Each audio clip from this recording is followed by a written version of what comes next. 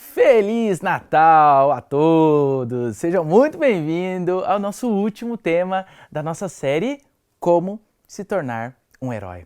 Para nós hoje, essa data pode significar uma bela oportunidade para nos reconectarmos com nossa família e com nossos amigos. Essa época do ano está associada à alegria e à entrega de presentes. No Natal nós celebramos o nascimento de Jesus, mas não devemos ter a ilusão de que ele nasceu no conforto, calor e alegria.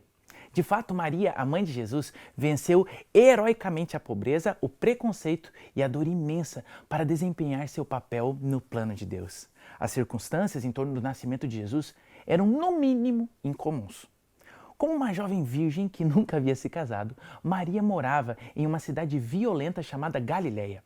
Definitivamente, aquele não era um endereço muito atrativo. Na verdade, havia um ditado da época que resumia o sentimento popular em relação à cidade. Pode alguma coisa boa vir de Nazaré? Maria foi abordada pelo anjo Gabriel, que lhe disse que ela seria a mãe do Messias prometido. Em Lucas capítulo 1, versículo 26 a 35, nós lemos: No 6º mês, foi o anjo Gabriel enviado da parte de Deus para uma cidade da Galiléia chamada Nazaré, a uma virgem desposada com certo homem da casa de Davi, cujo nome era José. A virgem chamava-se Maria. E entrando o anjo, aonde ela estava, disse: Alegra-te, muito favorecida, o Senhor é contigo. E ela, porém, ao ouvir essa palavra, perturbou-se muito e pôs-se a pensar no que significaria essa saudação. Mas o anjo lhe disse: Maria, não temas, porque achaste graça diante de Deus. Eis que conceberás e darás à luz a um filho, a quem chamarás pelo nome de Jesus. Esse será grande e será chamado Filho do Altíssimo. Deus, o Senhor, lhe dará o trono de Davi, seu pai, e ele reinará para sempre sobre a casa de Jacó, e seu reinado não terá fim. Então disse Maria ao anjo: Como será isso, pois não tenho relação com homem algum? Respondeu-lhe o anjo: Descerá sobre ti o Espírito Santo, e o poder do Altíssimo te envolverá com a sua sombra. Por isso também o ente santo que há de nascer será chamado Filho de Deus. No versículo 38 do mesmo capítulo, vemos como Maria respondeu. Então disse Maria: Aqui está a serva do Senhor, que se cumpra em mim conforme a tua palavra. Separe um momento para colocar-se no lugar de Maria. A visita de um anjo deve ter sido aterrorizante. Não temos nenhuma indicação de que algo assim já tivesse acontecido na vida dela. Ainda mais surpreendente foi a mensagem de Gabriel. Maria daria luz ao libertador que seu povo esperava há tanto tempo. Ela receberia o privilégio desejado por todas as mulheres judias por gerações. Mas havia um senão. Ela não conceberia de uma maneira normal. O que Gabriel estava descrevendo parecia impossível. E não apenas isso, parecia escandaloso. Ela ia engravidar sem ser casada. Ela conceberia por causa do Espírito Santo. E embora Maria tenha aceitado humildemente essa missão, ela estava preocupada com a opinião dos outros. Ficar grávida fora do casamento era extremamente escandaloso em sua época. Ela seria evitada não apenas pela sociedade, mas provavelmente por José, o homem com quem ela estava prometida para casar. Como ela poderia explicar essas coisas para ele? Mateus capítulo 1, versículo 18 a 25, nos conta como essa história se desenvolveu e preste atenção na resposta de José. Ora, o nascimento de Jesus Cristo foi assim. Estando Maria, sua mãe, desposada com José, sem que tivessem antes coabitado, achou-se grávida pelo Espírito Santo. Mas José, seu esposo, sendo justo e não a querendo infamar, resolveu deixá-la secretamente. Enquanto ponderava nessas coisas, eis que lhe apareceu em sonho um anjo do Senhor dizendo: José, filho de Davi, não temas receber Maria, tua mulher, porque o que nela foi gerado é do Espírito Santo. Ela dará à luz a um filho e lhe porás o nome de Jesus, porque ele salvará o seu povo dos pecados dele. Ora, tudo isso aconteceu para que se cumprisse o que fora dito pelo Senhor por intermédio do profeta. Eis que a virgem conceberá e dará à luz a um filho, e ele será chamado pelo nome de Emanuel, que quer dizer Deus conosco. Despertando José do sono, fez com que lhe ordenara o anjo do Senhor e recebeu sua mulher. Contudo, não a conheceu, enquanto ela não deu à luz a um filho que lhe pôs o nome de Jesus. Na comemoração atual do Natal, não paramos muito para considerar o contexto controverso em que Jesus nasceu. As músicas de Natal são alegres, os presépios cada vez mais elaborados e luzes cintilantes encobrem o fato de que as circunstâncias do nascimento do Filho de Deus devem ter feito os fofoqueiros de plantão de Nazaré trabalharem sem parar naquele momento. Embora Maria e depois José tenham demonstrado obediência a Deus e seguissem a sua vontade, a missão deles não era nada fácil. Eles tinham que viver com o fardo de que aqueles ao seu redor, muito provavelmente, nunca acreditariam em sua história sobre o porquê de Maria estar grávida antes do casamento. Muitas vezes nos concentramos na parte alegre do nascimento de Jesus durante essa época. A maioria de nós conhece a história de como Maria e José tiveram que viajar para a cidade natal de José, que era Belém, para serem registrados em um censo romano. Quando chegaram, a cidade estava repleta de visitantes e não havia acomodações disponíveis. Lucas capítulo 2, versículo 4 e 7 nos conta. José também subiu da Galiléia, da cidade de Nazaré, para a Judéia, a cidade de Davi, chamada Belém, por ser ele da casa de família de Davi e a fim de alistar-se com Maria, sua esposa, que estava grávida. Estando eles ali, aconteceu completarem-se-lhes os dias, e ela deu à luz a seu filho primogênito, e enfaixou e o deitou numa manjedoura, porque não havia lugar para eles na hospedaria. Vamos dissecar um pouquinho essa história, porém a partir da perspectiva de Maria. Ela passou pelo trauma extremo do parto enquanto viajava. Não havia sequer um quarto confortável para o parto. Ela teve que dar à luz em um galpão altamente anti-higiênico, fedorento e destinado a animais. Como uma judia galileia do primeiro século que não teve privilégios, Maria não viveu uma vida de luxo. Mas dar à luz nessas condições parece que passou um pouquinho dos limites, né? Deve ter testado até o último a fé dessa incrível heroína bíblica. Sabemos pelas Escrituras que os pastores visitaram Maria, José e o menino Jesus. Mais tarde, eles foram visitados por homens sábios, também conhecidos como magos, que vieram do Oriente trazendo presentes. Embora isso deve ter motivado um pouquinho a Maria, porque a próxima reviravolta na vida de sua pequena família foi completamente cinematográfica. A Bíblia nos diz que Herodes foi alertado sobre o nascimento de Jesus quando os magos visitaram e perguntando sobre o paradeiro do bebê. O governante se sentiu ameaçado quando os sábios perguntaram: onde está o recém-nascido rei dos judeus? Depois de ficar sabendo pelos sacerdotes e mestres da lei que o nascimento do libertador foi profetizado para acontecer em Belém, Herodes convocou secretamente os magos e lhes disse que procurassem um bebê nessa cidade. Enviou-os a Belém e disse: vão informar-se com exatidão sobre o menino. Logo que o encontrarem, avisem-me para que eu também vá adorá-lo, disse o governante em Mateus capítulo 2, versículo 8. É claro que Herodes não tinha nenhuma intenção de adorar o bebê, que ele via como um rival do seu trono. Um anjo advertiu os magos para não voltarem para Herodes. E então chegou a hora da família de Jesus fugir. Mateus capítulo 2, versículo 13 diz: depois que partiram, um anjo do Senhor apareceu a José em sonho e disse-lhe: levanta-se, toma o menino e a sua mãe e fuja para o Egito. Fica lá até que eu lhe diga, pois Herodes vai procurar o menino para matá-lo.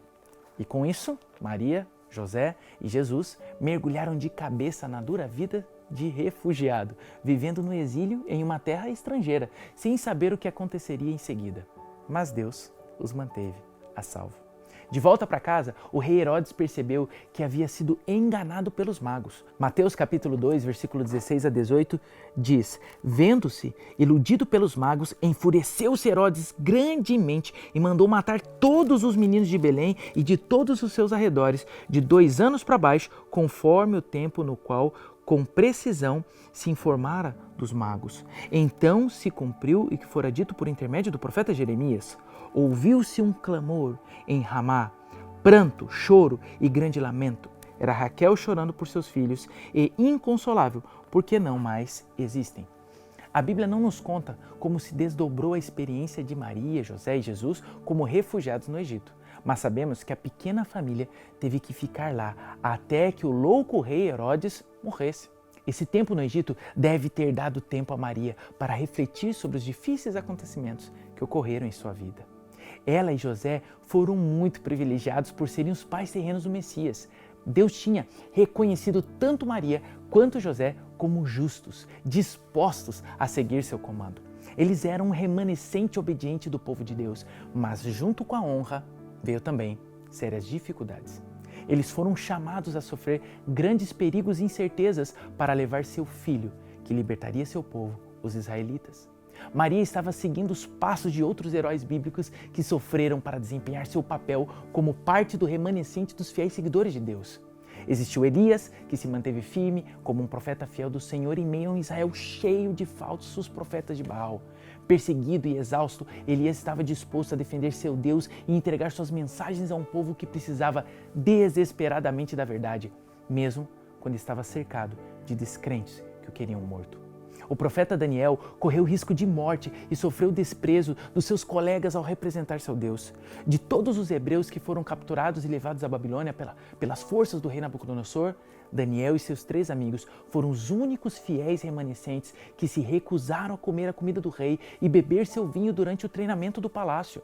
A história de como Deus usou Daniel para abençoar os monarcas aos quais ele serviu mostra que sua fidelidade valeu a pena. Inúmeros outros exemplos de indivíduos ou pequenos grupos de pessoas que permaneceram fiéis a Deus mostram que eles foram uma bênção para aqueles ao seu redor, mesmo que sofressem muito para seguir a Deus.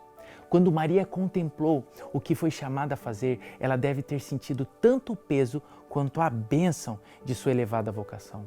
Mal sabia ela que seu sofrimento aumentaria muito, pois seu filho daria sua própria vida para salvar a humanidade do pecado. E quando um anjo disse a José que era seguro retornar a Israel porque Herodes estava morto, a família voltou do Egito para Israel e se estabeleceu em Nazaré. E as reflexões natalinas sobre Maria como mãe de Jesus geralmente se concentram na época do nascimento de Jesus. Mas é claro que com o passar dos tempos juntos, Maria educou Jesus muito bem. Somos informados que Jesus cresceu em sabedoria e favor com Deus e com os homens. Maria fez sua parte ao educar Jesus para ser um jovem estimado e respeitável, enquanto ele se preparava para o seu ministério público. Maria nem sempre entendeu o que seu filho foi chamado a fazer. E ela ficou chateada com Jesus quando ela e José o perderam de vista no retorno de uma viagem da Páscoa a Jerusalém quando ele tinha 12 anos. Depois de procurar freneticamente, ela e José encontraram Jesus em Jerusalém com os mestres da lei no templo. Comovida, Maria questionou seu filho perguntando por que ele havia desaparecido. Em Lucas, capítulo 2, versículo 48 a 50, diz que Maria perguntou a Jesus: Filho, por que você nos fez isto? Seu pai e eu estávamos aflitos à sua procura. E mesmo em tenridade, nós vemos um vislumbre da missão de Jesus ao responder Maria. Ele perguntou: por que vocês estavam me procurando? Não sabiam que eu devia estar na casa do meu pai? O versículo 50 diz que Maria e Jesus não compreenderam o que lhes dizia. Apesar de nem sempre entender seu filho, não havia dúvidas do amor que Maria sentia por Jesus. E o amor que Jesus tinha por sua mãe era claro como cristal. O primeiro milagre que Jesus realizou foi transformar água em vinho em uma festa de casamento. E ele o fez porque sua mãe se voltou para ele pedindo que ajudasse a evitar um desastre enquanto o vinho acabava. Perto do final do seu ministério, Maria experimentou uma tristeza esmagadora enquanto seu filho mudava o mundo e ainda assim sofria a crucifixão. E mesmo no momento desses, Jesus lembrou da sua mãe. Da cruz, ele sentiu a dor de Maria e se voltou para o seu discípulo João. Em João capítulo 19, versículo 26 e 27 diz: Vendo Jesus sua mãe e junto a ela o discípulo amado, disse: Mulher, eis aí teu filho. E depois disse ao discípulo: Eis aí a tua mãe. Dessa hora em diante, o discípulo a tomou para casa. A ressurreição do seu filho deu a Maria e aos outros seguidores de Jesus a esperança e a força para compartilhar o Evangelho. O sacrifício do seu filho é o último e melhor presente de Natal. Ele é o presente. O primeiro presente de Natal foi um presente simples, não simplório. Não foi ouro, incenso ou mirra, mas um presente de amor que nos dá vida, paz e esperança. Esse presente foi dado por nosso Pai Celestial a todos os seus filhos, pois Ele nos ama. E porque Ele amou tanto o nosso mundo, Ele deu seu Filho, seu único Filho, para que toda pessoa que acreditar no Filho não morra, mas tenha a vida eterna. Ele é o significado mais profundo que podemos dar a essa época. Portanto, Ele é o verdadeiro Natal. Ele é o presente, que nesse Natal você realmente lembre mais dele e procure descobrir esse verdadeiro presente enquanto celebramos essa data. Você aceita esse presente? Então ore comigo. Muito obrigado, Senhor, por esse tão grande presente que recebemos nesse Natal. Nos ajude a entender que nessa data nós devemos celebrar mais a Cristo do que qualquer outra coisa. e nós nos entregamos a Ele como nosso verdadeiro herói. Amém. Calma, não sai ainda. Se você gostou dessa série que nós fizemos aqui de mensagens, eu quero convidar você para continuar a estudar. Existe um estudo bíblico também com o mesmo título da série, Como se tornar um herói. É o nosso estudo da Bíblia para que juntos a gente continue se desenvolvendo nessa caminhada, nessa jornada cristã. Fica tranquilo que o link para você encontrar o estudo está aqui na descrição, vai aparecer aqui embaixo. Olha, eu vou dar trabalho para o editor, está aparecendo o link aqui também para você ir agora para esse estudo e continuar se desenvolvendo junto com a gente. Que Deus abençoe muito a sua vida. Um forte abraço.